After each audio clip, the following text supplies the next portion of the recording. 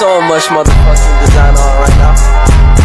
Break it down, bring it back, make it clap. I got 3 old thoughts, new guap, wear that thing. Bitches on my line, and you know. Assalamualaikum warahmatullahi wabarakatuh. Alhamdulillahirrabbilalamin. Pada kesempatan kali ini saya Lailatul Hasanah dengan NPM Tahir 136 mewakili kelompok akan mempresentasikan mengenai hasil observasi persekolahan pada mata kuliah perkembangan pembelajaran bahasa Indonesia SD dengan dosen pengampu Ibu Evi Nurlaila, Magister Pendidikan. Kami dari kelompok 6 yang beranggotakan yang pertama adalah Meldiana Lestari dengan NPM terakhir 111, yang kedua ada Oktarini dengan NPM terakhir 145, yang ketiga ada Lailatul Hasanah dengan NPM terakhir 136, yang keempat ada Mutiara Indah dengan NPM terakhir 134, dan yang terakhir ada Syahdira Mesya dengan NPM 114.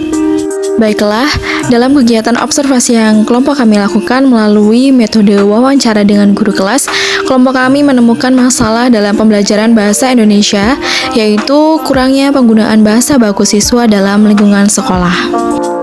Dalam kegiatan wawancara yang kelompok kami lakukan, kelompok kami melakukan wawancara dengan Ibu Ulfayanti selaku wali kelas 5 dengan beberapa pertanyaan. Yang pertama yaitu, apa saja permasalahan dalam menerapkan model pembelajaran bahasa dan sastra Indonesia di SD? Kemudian beliau menjawab bahwa model pembelajaran bahasa dan sastra di SD masih menjadi kesatuan dalam tematik, sehingga dalam pemilihan model pembelajaran pada pembelajaran bahasa Indonesia dan sastra juga harus memperhatikan karakteristik dari peserta didik serta materi yang akan disampaikan. Kemudian, pada pertanyaan kedua, apa saja yang menjadi permasalahan pembelajaran bahasa Indonesia saat ini? Kemudian beliau menjawab bahwa permasalahan yang ada pada pembelajaran bahasa yang terjadi pada saat ini ialah kurangnya penggunaan bahasa baku siswa dalam kehidupan di sekolah maupun kehidupan di luar sekolah, terutama dalam pemilihan kata yang kurang tepat ketika siswa akan berkomunikasi dengan orang yang lebih dewasa ataupun dengan teman sebayanya. Pada pertanyaan ketiga, kesulitan apa saja yang biasanya dihadapi oleh anak SD dalam pembelajaran bahasa dan sastra Indonesia? Kemudian, beliau memberikan pernyataan bahwa kesulitan yang dihadapi siswa pada pembelajaran bahasa Indonesia itu seperti pada saat ulangan, soal bahasa Indonesia itu lebih panjang. Hal ini mengakibatkan siswa cenderung bingung dalam mengerjakan soal tersebut.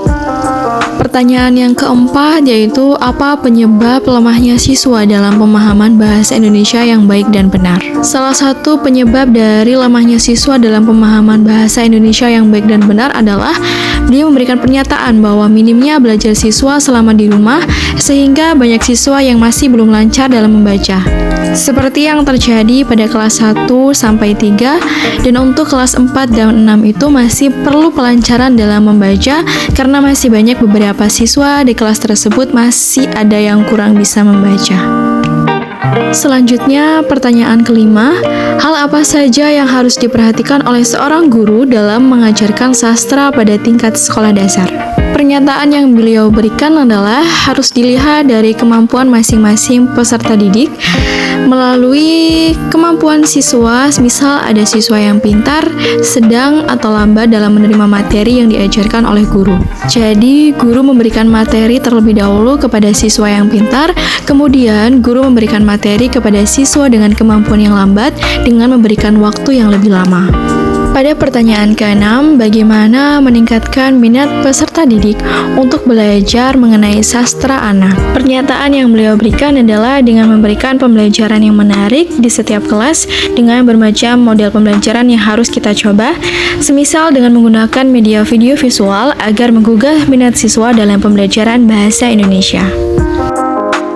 Pertanyaan selanjutnya yaitu mengapa seorang pendidik di sekolah dasar harus memahami pembelajaran apresiasi sastra di sekolah dasar?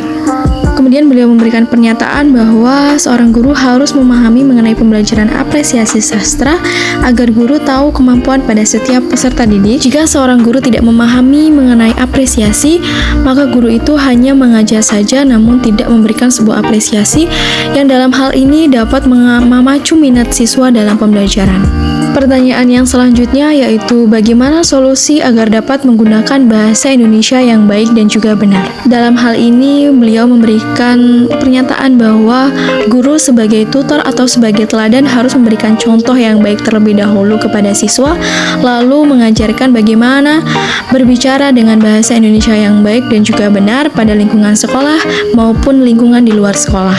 Dalam hal ini diharapkan dapat menjadi solusi dari kurangnya penggunaan bahasa Indonesia yang baik dan juga benar pada siswa baik di lingkungan sekolah maupun di luar sekolah. Pertanyaan yang selanjutnya adalah apa upaya pendidik untuk mengenalkan sastra pada anak agar mereka mencintai sastra. Dalam hal ini beliau memberikan pernyataan bahwa dengan cara memberikan pembelajaran yang menarik agar siswa memiliki rasa cinta pada pembelajaran bahasa Indonesia, karena jika sudah tertarik pasti cinta dan dapat memahaminya dengan baik.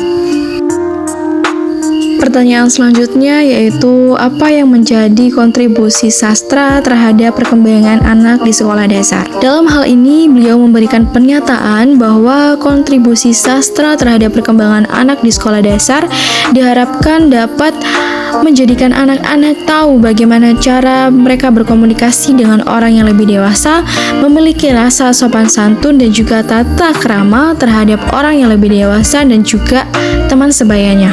Pertanyaan yang selanjutnya adalah apa upaya yang bisa dilakukan pendidik untuk menanamkan pendidikan karakter melalui sastra. Beliau memberikan pernyataan bahwa dengan mengetahui bakat dan juga kemampuan siswa, guru dapat meningkatkan karakter yang ada pada siswa tersebut, di mana dalam hal ini mereka dapat meningkatkan karakter mereka pada masing-masing peserta didik, baik itu dalam lingkungan sekolah, di rumah, dan lingkungan sosial. Pertanyaan selanjutnya, apa upaya yang bisa dilakukan pendidik untuk menanamkan pendidikan karakter melalui sastra? Pernyataan beliau adalah menanamkan pendidikan karakter dengan kita terus-menerus dengan memberikan pemahaman baik di dalam kelas maupun di luar kelas, baik secara langsung ataupun tidak langsung, merupakan upaya yang dapat kita lakukan untuk memberikan contoh kepada peserta didik agar dapat dimengerti oleh siswa. Pertanyaan yang terakhir, bagaimana cara kita sebagai seorang guru untuk mengajarkan kepada siswa agar mempunyai nilai dan karakter yang inovatif? Kemudian beliau memberikan pernyataan bahwa dengan mengajarkan secara langsung dan mencontohkannya di kelas ataupun di luar kelas, serta memberikan hal yang konkret agar mudah dipahami oleh siswa, merupakan salah satu cara yang dilakukan oleh guru untuk menciptakan siswa agar mempunyai nilai dan karakter yang inovatif. Jadi kita perlu mencontohkan dan memperlihatkan perilaku kita sebagai guru dan dapat dinilai oleh siswa yang nantinya akan ditiru oleh siswa pada di kemudian hari. Baiklah, sekian presentasi dari saya mengenai hasil observasi persekolahan pada mata kuliah pengembangan pembelajaran bahasa Indonesia SD. Saya mewakili teman-teman dari kelompok 6 mengucapkan terima kasih. Saya akhiri, wassalamualaikum warahmatullahi wabarakatuh.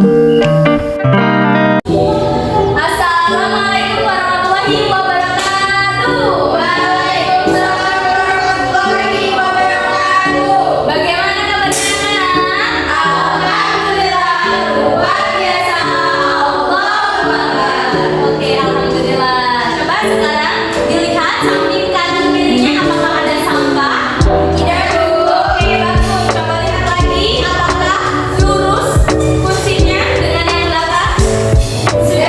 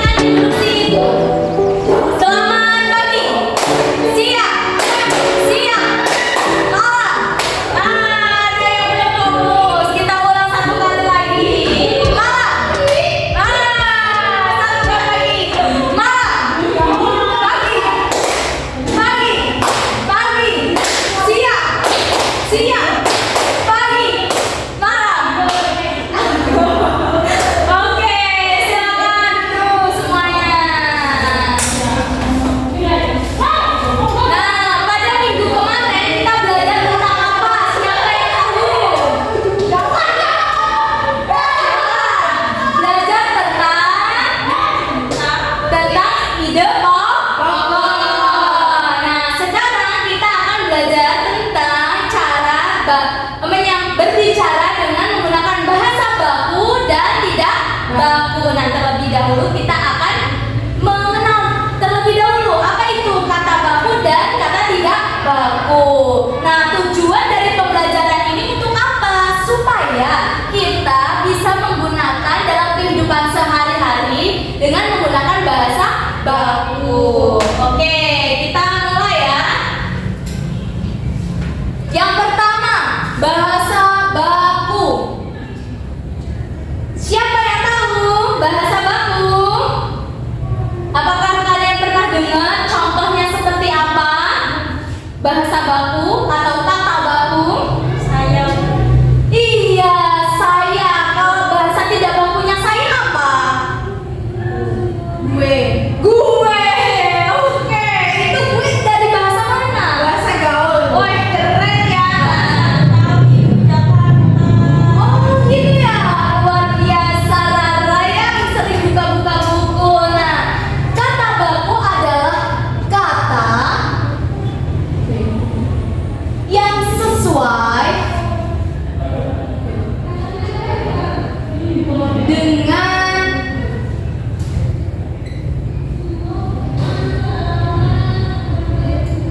Kamus Bahasa Indonesia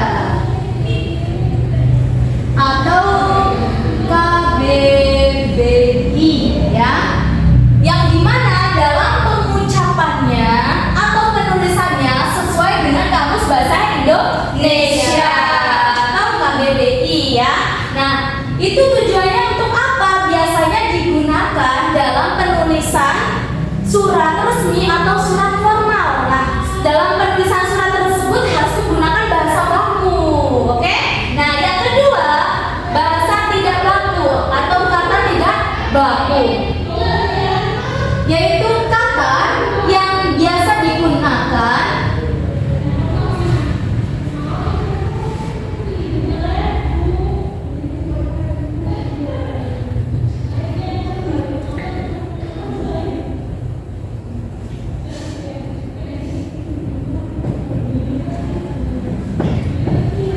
Oke, coba Okta silakan dibaca. Yang baku, yang tidak baku. Yang tidak baku, apa itu pembacanya? Itu kata yang biasa digunakan dalam kehidupan sehari-hari. Iya, betul sekali. Atau bahasa daerah atau bahasa asing juga. Nah, bahasa tidak baku ini contohnya bahasa daerah kalian apa di sana? Jawa. Nah, kalian sering menggunakan dalam kehidupan sehari-hari menggunakan bahasa daerah masing-masing. Seperti kalau berbicara menggunakan bahasa Jawa. Kue ijek ngopo. Nah, itu contohnya bahasa tidak baku. Tapi kalau kata bakunya dari kue ijek ngopo itu opo artinya menggunakan bahasa baku? Iya, bagus sekali. Nah, sekarang Ibu akan menampilkan sebuah percakapan, sebuah video. Silakan kalian simak ya dan amati. Nanti Ibu akan tanyakan di akhir apa hasil dari pengamatan kalian. Oke? Oke, Bu.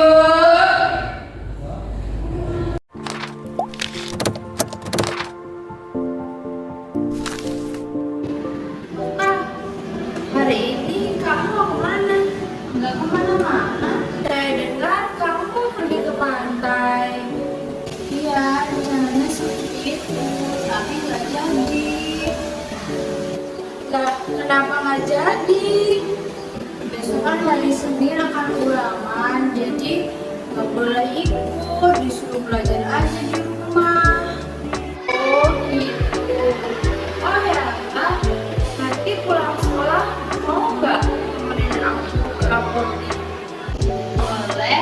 Emangnya mau beli apa?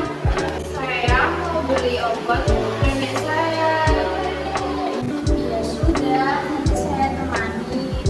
Yuk kita ke kelas. Yuk. Itulah video dari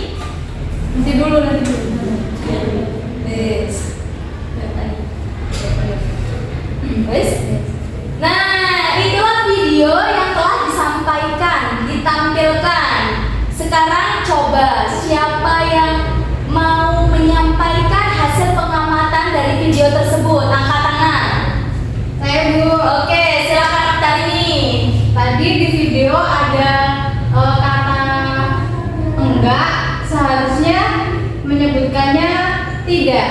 Oke, bagus sekali. Apakah benar yang lain? Benar, Bu. Coba yang lain, siapa yang ingin menyampaikan selain aktor ini? Saya, Bu. Oke, silakan Lailatul. Tadi di video menyebutkan kata emang, itu kan kata tidak baku. Nah, kata bakunya itu memang. Oke, betul. Rara mau menyampaikan, silakan. Iya Bu, jadi di video itu ada kata baku dan tidak bakunya, jadi ada macam-macam. Iya, betul. Nah, di sini dari video tersebut kita bisa membedakan antara kata baku dan kata baku. Nah, oke. Kalian sudah paham? Ada yang mau ditanyakan?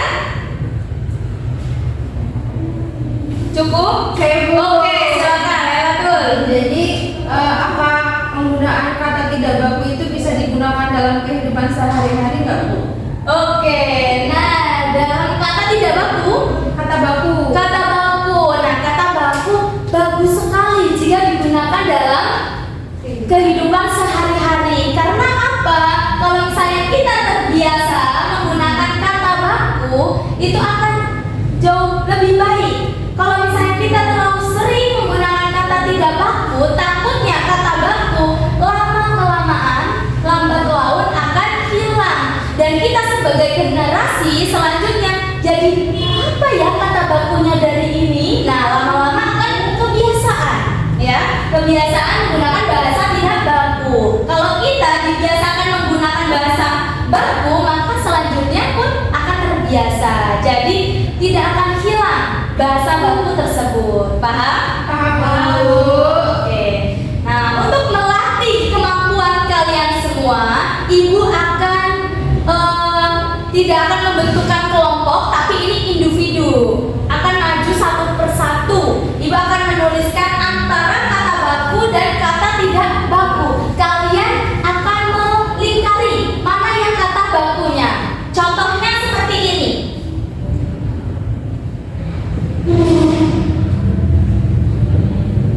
Ini ada dua kata, ada kata izin dengan izin.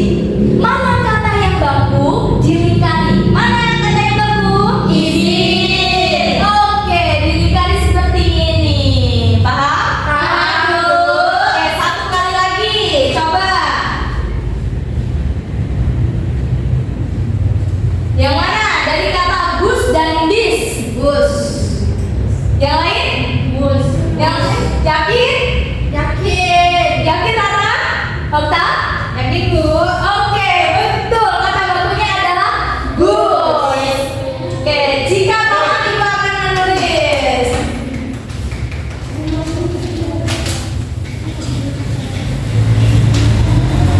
Yang ini sudah ditulis semua? Sudah, Bu.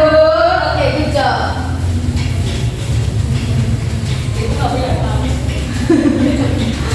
Tidak apa-apa, memanfaatkan barang yang ada. Oke, yang pertama.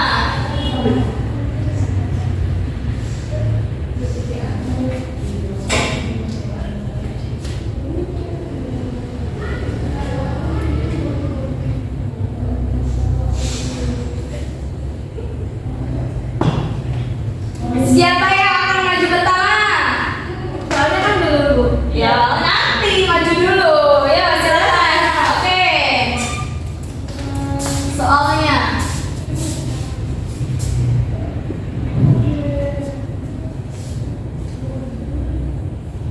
silakan dipilih dari kata pikir dengan fikir. Yang mana yang kata baku? Yang ini, Bu, yang pikir. Gimana yang lain? Betul atau salah? Betul. Oke, betul sekali. Tepuk tangan. Lailatul Hasanah. Silakan. Selanjutnya, siapa yang mau maju? Saya Bu. Oke.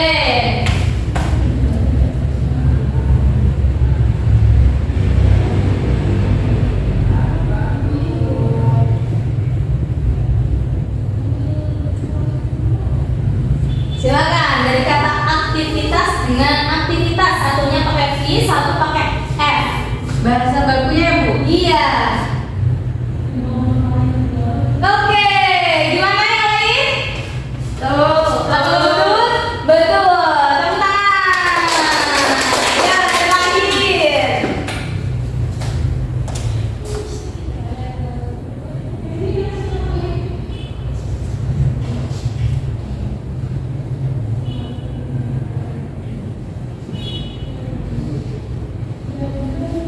Oke, silakan. Dari kata cedera atau cidera. Gimana? Betul. Betul atau salah? Betul. Yang benar itu adalah cedera, bukan cidera. Oke, jadi salah ya. Enggak apa-apa, belajar. Namanya belajar ada yang salah. Oke, coba terakhir yuk kita bareng-bareng.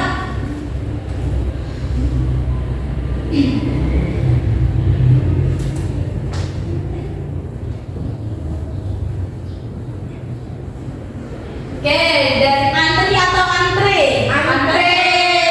Oke, luar biasa murid-murid ibu. Tepuk tangan. Sampai sini latihan kita. Bagaimana? Apakah ada pertanyaan lagi? Cukup.